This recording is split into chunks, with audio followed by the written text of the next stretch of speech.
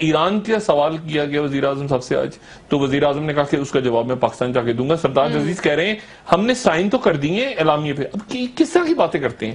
ہم نے اعلامیے پہ سائن کر دیے لیکن ہم اس سے متفق نہیں ہیں. ہم نے سائن کر دیا، یعنی بغیر پڑھے ہوئے انہوں نے سائن کر دیا. یعنی قطری خط ان کو لانا حکومت کو یا کچھ اور، اس کو پڑھے بغیر سائن کر دیا سرتاج عزیز صاحب نے.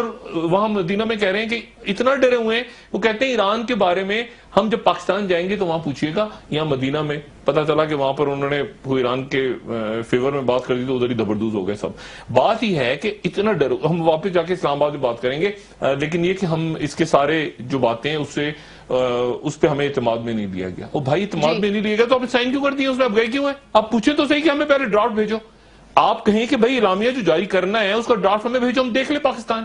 تو آپ وہاں پہنچ گئے حاضری لگوانے، نہ آپ نے تقریر کی، تقریر جیب میں رہ گئی. تو یہ میرے خیال سے ایک پاکستان کو اپنی سفارتی لیول پہ پاکستان کی بات ہو رہی ہے اس وقت، پورے پاکستان، یعنی اس وقت ریاست کی بات ہو رہی ہے. پاکستان کو سفارتی معاملات پہ یہ کلبھشن یادیپ کا مسئلہ بھی اسی طرح سے ہوا 4-5 دن پہلے، جو ہے ایک دم سے آپ تیار ہی نہیں تھے، حکومت تیاری. بات یہ ہے کہ آپ کو بہت سارے معاملات، چمن بارڈر بند پڑا ہے کہ کتنے دن ہو گئے، مطلب آپ کو خارجہ پالیسی کو سنجیدگی سے لینا ہوگا. آپ نکلیں قطری خط سے اور آپ نکلیں باقی معاملات سے، ذہن اپنا نکالیں کچھ دیر کے لیے اور آپ توجہ دیں اس طرف.